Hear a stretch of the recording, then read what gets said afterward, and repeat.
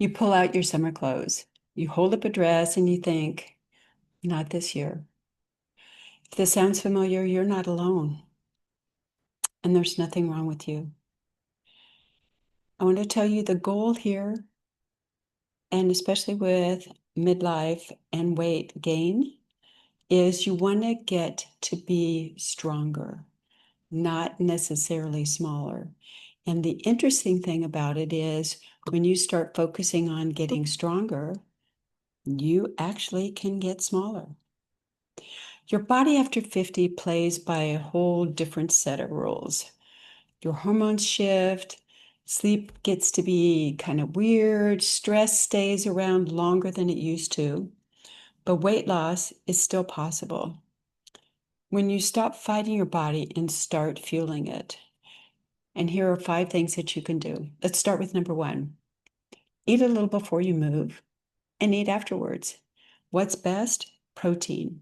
Having protein within 30 minutes before you do your workout and 30 minutes after you do your workout keeps your body from going into starvation mode and actually helps build muscle, but also says to the body, hey, I don't need to conserve energy. I got food here. Oh, and by the way, that means I can pull out some of this fat because I know that I'm going to have the fuel that I need to rebuild. 2, prioritize sleep. No sleep, more cravings. And what happens is it stimulates what we call inflammation, which means swelling. And when you're tired and your body is in inflammation mode, you'll never guess where the weight goes first. To the belly. Absolutely. And then you have no motivation. Sleep isn't lazy, it's strategic, it's important. Thinking about too, number 3 is build, don't just burn. Building muscle and having muscle gives you shape, strength, energy. You don't need a gym. You can start with doing things with your own body weight or with a weighted vest if you want more of a challenge. I personally have a weighted vest. It's 8 pounds. I bought it off Amazon. I put it on and I wear it around the house. You need to have weights at least twice a week, something with doing weights, and throw in resistance bands. Makes a big difference. 4 is eating like you respect yourself. Start with real food, protein, fiber. Make it colorful. Eat when you're hungry, not when you're stressed. And try this, eating till you're 80% full, then take a pause. This allows your brain to catch up with all of the food that you've just had to eat. And maybe you aren't really hungry anymore. And the last, but not the least, is slow down. When you sit down for a meal, and that's the thing, sit down for a meal, no eating in the car, look at your plate, smell the food, chew slowly, actually taste it.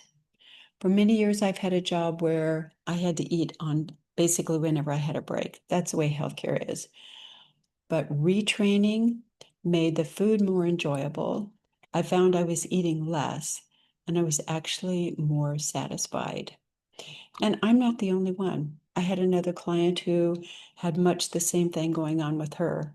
She decided she wanted to lose weight, but she was tired, stressed, and frustrated. We focused on these things: food quality, in other words, good food, and better sleep, and movement. So she started taking the stairs instead of taking the elevator. She started having fresh food, actually stuff that had color in it, rather than a beige diet. And you know what? She lost weight. But more importantly, she got her energy back. She shifted the relationship with her spouse and she got her spark back. And that is what I want for you. So you don't need to be smaller. This summer, your body isn't the problem. The old advice is you don't need to be smaller. You need to feel powerful in your skin. So the first step, try this out. Eat something that you love. Slow down. Taste it. Chew it well. Let your body feel like it's being cared for. And let's make this a summer of strength for you. Or if you're listening to this at another time, any season will do. So pop a question that you have down below. Would love it if you would subscribe. And I'll see you the next time. Bye for now.